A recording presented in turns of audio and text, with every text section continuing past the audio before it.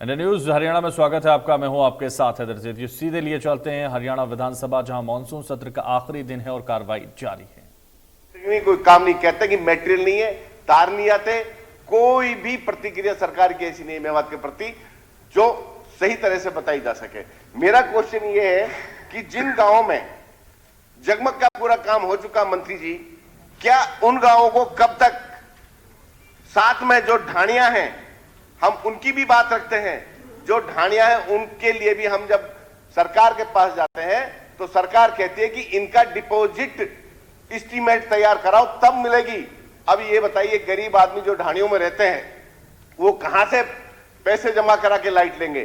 तो मेरा सवाल क्वेश्चन ये है मंत्री जी से कि जिन गांवों में जगमग का पूरा काम हो चुका है, जो सरकार ने स्कीम चलाई थी, उन गांवों में 24 घंटा लाइट कब तक उपलब्ध हो जाएगी और ढाणियों को कब तक जगमग से जोड़ा जाएगा?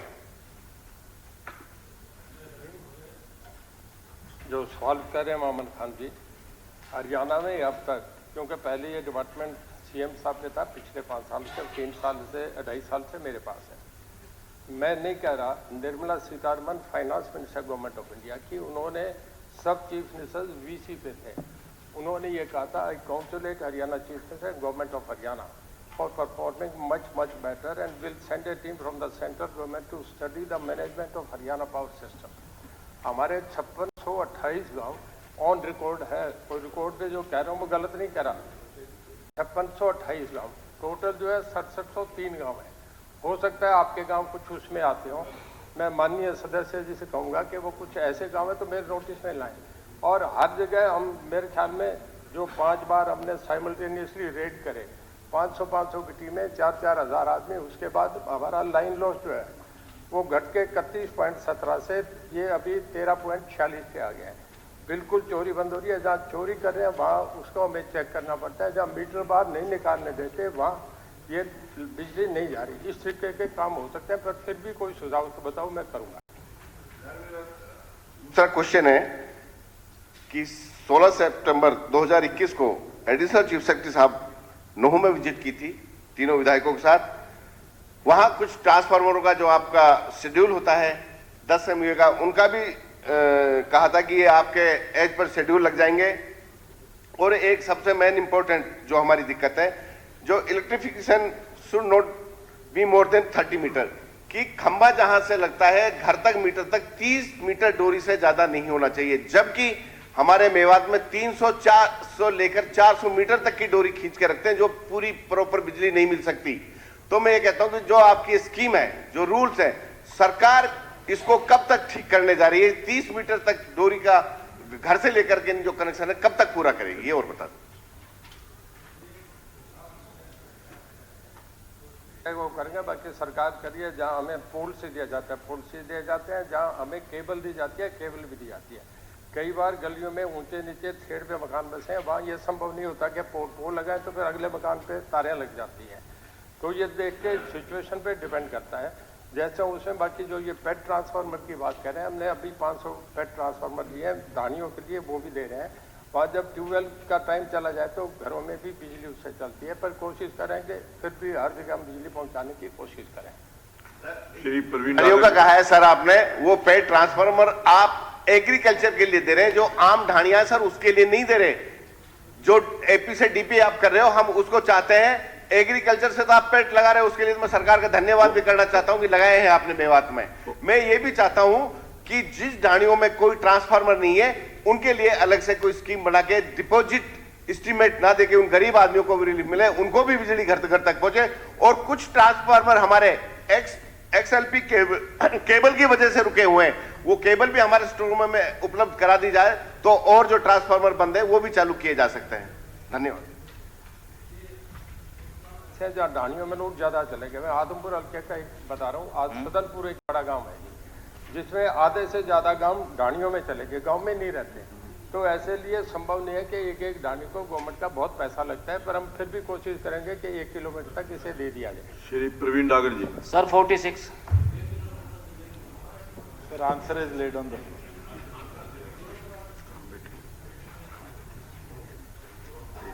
अध्यक्ष जी, मैं आपके माध्यम से डिप्टी सीएम साहब से कहना चाहूंगा कि जो ई भूमि पोर्टल पे जमीन एक्वायर करने की बात माननीय डिप्टी सीएम साहब ने बताई है, ये इसमें थोड़ी सी दिक्कत है।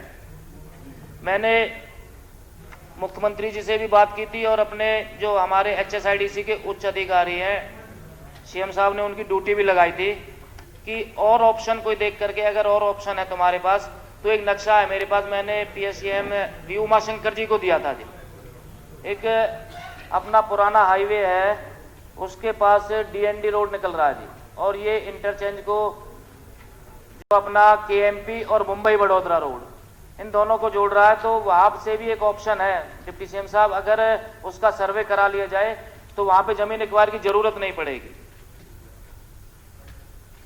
अध्यक्ष महोदय, ये जो लिंक ये बनवाना चाह रहे हैं बड़ा महत्वपूर्ण लिंक है। पिछले दिनों गडकरी जी से मेरी मुलाकात भी हुई थी कि NHAI के राइट ऑफ वे के अंदर हमें परमिशन दे दी जाए, मगर क्योंकि NHAI फ्यूचर एक्सपेंशन के लिए राइट ऑफ वे रखती है, उनने उसको डिनाई कर दिया। लगभग आपका ये 20 मीटर वाइड अगर हम 2.5 किलोमीटर रोड बनाए तो हमें 15 एकड़ लैंड एक्विजिशन करनी पड़ेगी। उसके लिए हम ई भूमि पे तुरंत इसको डालेंगे, जिससे ये लिंक बन जाएगा। ऑल्टरनेट कोई और आपके पास है तो वो सुझाव आप हमको दे दें, उसको भी हम टेकअप करेंगे। इसके साथ मैं एक अपडेट और देना चाहूँगा। कल मैंने सदन में हमारी माननीय विधायक गज्जर की सालावास वाली बात के रिप्लाई में कहा था। आज की अपडेट ये है कि हमने 10 करोड़ 71 लाख रुपए में टोटल सालावास की जो पेरिफेरी पे फार्मर्स थे उनको ई भूमि पे एक्सेप्ट कर लिया है। बस ये निवेदन आपसे कराऊंगा कि आप रजिस्ट्री वहाँ लोकल जल्दी जल्दी ट्रेस आउट लोग हो जाए, अगर हो जाएगी तो हम उसका निर्माण भी जल्द से। ठीक है, धन्यवाद। हाँ, सारा जिला लिंक होता है।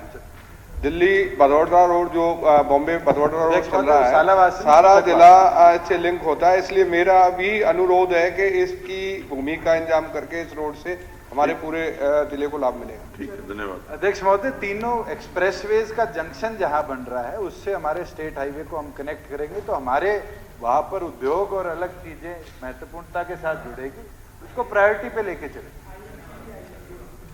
माननीय सदस्यगण, आज सदन में नगर पालिका रतिया के नवनिर्वाचित पार्षद श्री विजय कुमार, श्री रमेश कुमार, धीरज कुमार, श्री गौरव शर्मा, गुरप्रीत सिंह, श्री अजमेर सिंह, अजय गुप्ता, करनैल सिंह, जोगिंदर कुमार और पंचकूला से पार्षद श्री नरेंद्र पाल सिंह जी अध्यक्ष दीर्घा में उपस्थित हैं। यह सदन उनका स्वागत करता है। श्री विशंबर सिंह जी।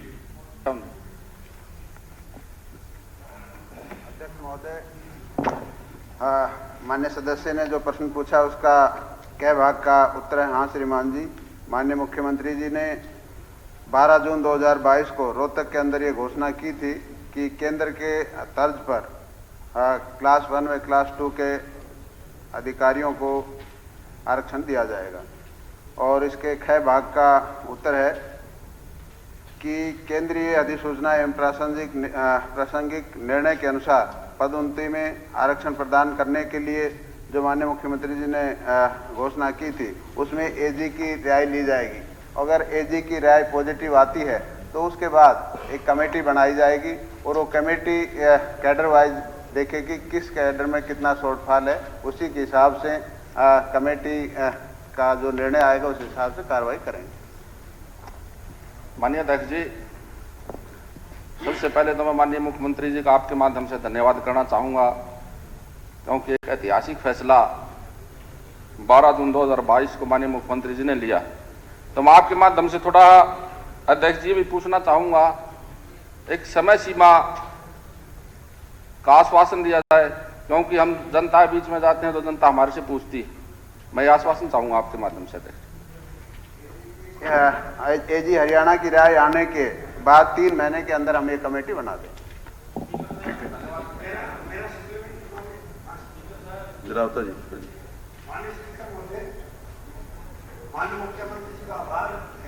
कि माननीय मुख्यमंत्री जी ने 2015 में एक कैबिनेट मीटिंग में इसकी स्वीकार किया था कि 85 अमेंडमेंट लागू हो जाएगा, और लागू भी हो गया, इंस्ट्रक्शन जारी हो गई। परंतु 1 वर्ष पहले भी इसी विधानसभा में माननीय हमारे SC/ST के मंत्री बनवारी लाल जी ने भी उस समय घोषणा की थी 1 वर्ष पूर्व भी, परंतु कहीं न कहीं ये बगैर किसी कोर्ट के और सरकार के लागू करने की कमिटमेंट के बावजूद कहां अटका हुआ है, किस अदृश्य शक्ति से, हमारी समझ से बात बाहर है। माननीय मुख्यमंत्री जी ने बार बार आदेश भी दिए हैं, हम मिले भी हैं, कहा भी है कि इसको लागू करो। जब रोस्टर की बात आई कि भी रोस्टर को आप ठीक करो, माननीय मुख्यमंत्री जी ने निर्देश दिए, तो नीचे से लिख के आता है विभाग की तरफ से, PWD डिपार्टमेंट का एक लेटर है कि रोस्टर के अनुसार नहीं, मेरिट हम HPSC के अनुसार तय करते हैं। HSSC और HPSC मेरिट तैयार करती है, जबकि 1 वर्ष पहले इसी सदन में कहा गया था कि HPSC और HSSC मेरिट तैयार करती है, सीनियरिटी तैयार नहीं करती। और अब कह रहे हैं सीनियरिटी भी HPSC और HSSC तैयार करती है। जो प्रमोशन है 85 अमेंडमेंट में पूरे देश में लागू हो गया। माननीय अटल बिहारी वाजपेयी जी ने SC/ST को न्याय देने के लिए 85 अमेंडमेंट किया, लेकिन उसका आज तक लागू नहीं हुआ, कोर्ट में कहीं स्टे नहीं है। सर, मेरा माननीय मुख्यमंत्री जी से अनुरोध है कि एक बार इसके आप विशेष कोई कमेटी बना के एक समयबद्ध, ताकि इनकी मेरिट अकॉर्डिंग मेरिट और सीनियरिटी में जो ये बीच में अंतर डाल रखा है कि मेरिट के अनुसार सीनियरिटी बनाते हैं, जबकि रिक्वेजेशन जो भेजी जाती है वो रोस्टर के हिसाब से भेजी जाती है। इसलिए सीनियरिटी भी रोस्टर के हिसाब से हो। रोस्टर के हिसाब से ना सीनियरिटी है ना 85 अमेंडमेंट है। लाखों जो कर्मचारी है शेड्यूल कास्ट की आज हरेस है। मेरा आपसे अनुरोध है आपके माध्यम से माननीय मुख्यमंत्री जी से कि इसमें व्यक्तिगत तौर पर रुचि लेकर और आप इसको पूरा कराएं। बहुत बहुत धन्यवाद। के साथ सवाल जुड़ा है, ये है कि मंत्री जी ने फर्स्ट क्लास और सेकंड दोनों की प्रमोशन का रिजर्वेशन का सवाल है। मंत्री जी ने कहा कि हम इसकी कमेटी बनाएंगे और AG ऑफिस से जब इसकी अप्रूवल आ जाएगी। मैं हरियाणा के अंदर, आपने विधानसभा के अंदर SC/ST और BC कमेटी की हमारी कमेटी बनाई है। कमेटी ने ऑलरेडी पहले लिख करके दे रखा, उससे बड़ी तो कोई कमेटी नहीं। और विधानसभा की कमेटी ने ही ऑलरेडी पहले इसको जो है न कह रखा। AG भी हमारे पास आ चुके हैं, FG भी हमने बुला लिया था, स्पेशल सेक्रेटरी भी बुला लिए थे। तो मैं ये चाहता हूं कि उसका क्या होगा फिर विधानसभा की कमेटी ने जो दिया, यदि एक और अलग कमेटी बनानी है इसके बारे में, तो ये जीवन रेखा है SC/ST शेड्यूल कास्ट एम्प्लॉयज की। इससे बड़ा सवाल कोई हो ही नहीं सकता। इसको आप क्लैरिफाई करें कि इसी ही कमेटी के अंदर जो बनी है, या आपके पास जो घोषणा, जब मुख्यमंत्री जी ने घोषणा ही कर दी, कमेटी की क्या वैल्यू उसके सामने? मुख्यमंत्री जी घोषणा से ऊपर तो कोई जो हम कमेटी दे ही नहीं सकते, तो उसको लागू कब करेंगे? मैं तो ये पूछना चाहता हूँ घोषणा को। हाँ जी, कुछ इसमें जो लीगल ओपिनियन AG हरियाणा से लेनी है और कुछ कोर्ट केस चले हुए हैं, उनके बारे में ये लीगल ओपिनियन लेनी है कि भाई हम कर सकते हैं कि नहीं। तो AG भी बुला लिया, प्रोसीडिंग भी हो गई है। ऐसा है कि जो कोर्ट के अंदर केस चल रहे हैं उनकी लीगलिटी है क्या, उसके अंदर क्या विषय है क्या नहीं है, ये सारी चीजें, तो उसका क्या होगा फिर कमेटी की? उन्होंने कहा है, श्योर किया कि कोई कमेटी बनाकर। अध्यक्ष महोदय, मैं थोड़ा क्लियर करता हूँ। ये ठीक है कि रोहतक में मैंने जो घोषणा की थी, उस घोषणा में 2 बातें और कही थी साथ में। मैंने कहा था कि केंद्रीय अधिसूचना और प्रासंगिक निर्णय, यानी जो सुप्रीम कोर्ट ने निर्णय दिया है, उन दोनों को मिला करके जो केंद्रीय स्तर पर जिस तर्ज पर ये क्लास A और B का पदोन्नति में आरक्षण का प्रावधान किया जाएगा, वैसा हम करेंगे। अब स्थिति ये बनी है कि जो निर्णय सुप्रीम कोर्ट ने किया है, उसमें एक निर्णय तो ये किया है कि पदोन्नति जो है इसमें आरक्षण किया जा सकता है, लेकिन एक विषय उसमें है कि 2 निर्णय कुछ हुए हैं पहले से, कोई जिसमें ये कहा कि वो ग्रुप्स के आधार पर किया जाएगा, यानी क्लास के हिसाब से किया जाएगा, कैडर के हिसाब से किया जाएगा। ये 2 निर्णय अलग अलग हुए हैं। इसका निर्णय अभी सुप्रीम कोर्ट ने करना शेष है। एक तो है कि क्लास या ग्रुप एज ए होल, उसका रिजर्वेशन जो है किया जाए कि टोटल SC की इतनी बाकी है और वो सारी टोटल बढ़ा दी जाए सबको मिलाकर। एक है कि हर विभाग का जो कैडर है, कैडर के हिसाब से जो कमी है उसको पूरा किया जाए। ये निर्णय होना भी शेष है। इसको हमने पहले एलआर के पास भेजा कि क्या हम केंद्र सरकार के हिसाब से अधिसूचना जारी कर सकते हैं। एलआर मैडम ने कहा कि नहीं, जब तक बाकी निर्णय सुप्रीम कोर्ट का नहीं हो तब तक इसको लागू करना कठिन है। लेकिन हमने उसमें फिर भी विचार किया कि एक बार एजी साहब से पूछ लें कि क्या इसका उतना ही नोटिफिकेशन जो सेंट्रल गवर्नमेंट का पार्ट है उसका हम करेंगे, उसका लाभ है। तो एजी साहब की रिपोर्ट जैसे ही आती है, यदि वो पॉजिटिव आती हम कर सकते हैं तो उसको 3 महीने के अंदर लागू किया जाएगा। अगर उनका ही आता कि नहीं, अभी जो सुप्रीम कोर्ट का निर्णय, उसकी डेट लग गई है, सुप्रीम कोर्ट का जो निर्णय है यानी उसकी जो चल रही है सुनवाई, उस मामले को सूचीबद्ध करने का निर्देश दिया, 17/8 उसकी डेट लगी हुई है अभी 5 दिन बाद। तो इसलिए 17/8/22 को सुप्रीम कोर्ट उसमें क्या निर्णय देता है उसके हिसाब से उस पर आगे निर्णय करके हम नोटिफाई भी करेंगे। और ये हमारा वायदा है कि जो सेंटर में जिस प्रकार से पदोन्नति में आरक्षण है उसी पद्धति से हम पदोन्नति में आरक्षण लागू करेंगे। श्री जगबीर सिंह मलिक जी। हो गया जी, हो गया। और इस वक्त करनाल से एक बड़ी खबर आ रही, रुक करते हैं बड़ी खबर का। आपको बताते हैं इस वक्त की बड़ी जानकारी, ब्रेकिंग न्यूज करनाल से आ रहे इंडिया न्यूज। हरियाणा की खबर का बड़ा असर हुआ है। करनाल में जबरदस्ती झंडे देने का मामला सामने आया है।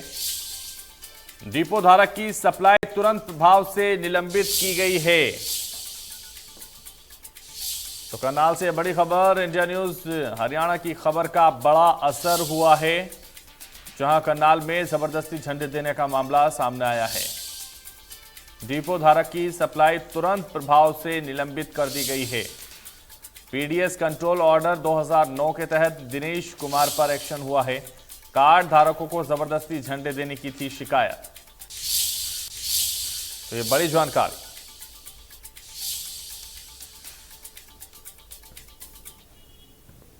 कानून वापिस और झंडे की कीमत ना लगाई जाए, क्योंकि देश पहले अब बेच चुके मोदी जी, और अभी आगे ये कार्य ना करे ताकि लोगों को, गरीब आदमी को ना परेशानी हो, क्योंकि झंडे की कीमत लगाने वाला प्रधानमंत्री भी कोई नहीं होता। ये सरकार ने ऐसे पालना करना चाहिए। और मैं फ्लैग की इज्जत करता हूँ सर, इंडियन हूँ मैं। जिन लोगों को इसकी फ्लैग की इज्जत की नहीं पता सर, वो उसकी कीमत क्यों लगा रहे हो।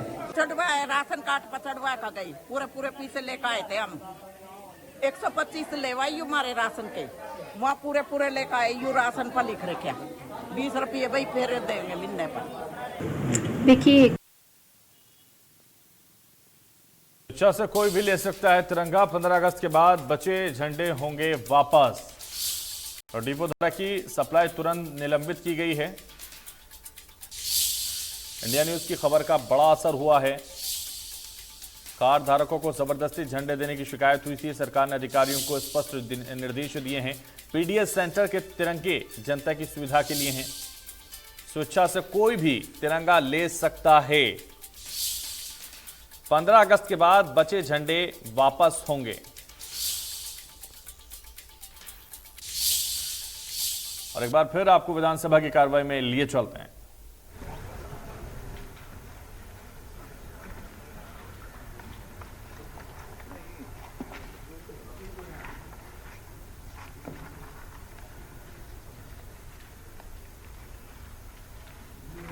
अध्यक्ष महोदय जी, जो प्रश्न माननीय सदस्य ने पूछा है उसका कै भाग का उत्तर है कि गांव गंगा में 19/8/2019 में ये हमारी योजना शुरू की गई थी और 31/12/23 तक ये पूरी हो जाएगी माग्राम योजना। और दूसरा जो कै भाग का उत्तर है, इसका 90% वर्क इसका सीवरेज का पूरा हो चुका है और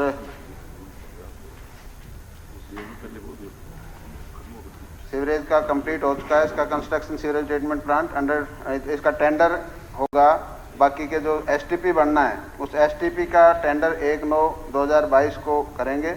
और उसके बाद जो तीसरा भाग है इसके गए का उत्तर है कि जो इनकन्वीनियंस इसके अंदर हुई थी जो काम करने के टाइम में, तो उसका भी कार्य का हमने निष्पादन करने के लिए, जैसे सड़कें टूटी या और कोई दिक्कत आई, उसका भी काम शुरू कर दिया है और वो काम भी हम पूरा कर देंगे 31/10/2022 तक।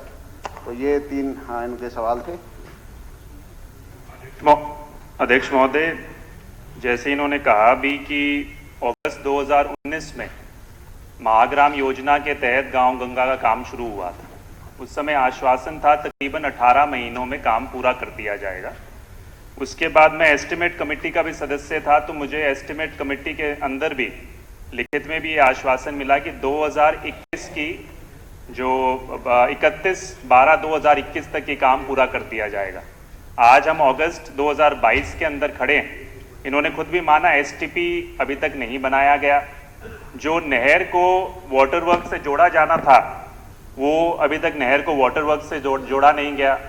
वहाँ पे जो गलियाँ, अधिकतम गलियाँ बुरी तरीके से उखड़ी पड़ी हैं। तो ये तो आज की तारीख में हालात हैं। और ये मैं जो सबसे आवश्यक बात, क्योंकि सारे महाग्राम पूरे हरियाणा में बनाए जा रहे हैं, जो गौर करने वाली बात है, पिछले 3 सालों में उन नागरिकों की आप बीती क्या है वो देखने की आवश्यकता है। ये एक तस्वीर है जहाँ पर धूल ही धूल उड़ रही है और ये तकरीबन 3 साल से वहाँ के नागरिक इसी तरीके से जीवन यापन कर रहे हैं। बहुत सारे नागरिकों को सांस की बीमारी भी, खुद मुझे उन्होंने व्यक्तिगत रूप से कहा कि सांस की बीमारी होगी। ये जो सीवरेज का डला है वहां पर ये लेवल आप देख सकते हैं किस तरीके का आगे। तो जो आवागमन करता है मोटरसाइकिल पर या गाड़ी से, कहते 6 महीने में तो हमारा सस्पेंशन ही खत्म हो जाता है वहां पर।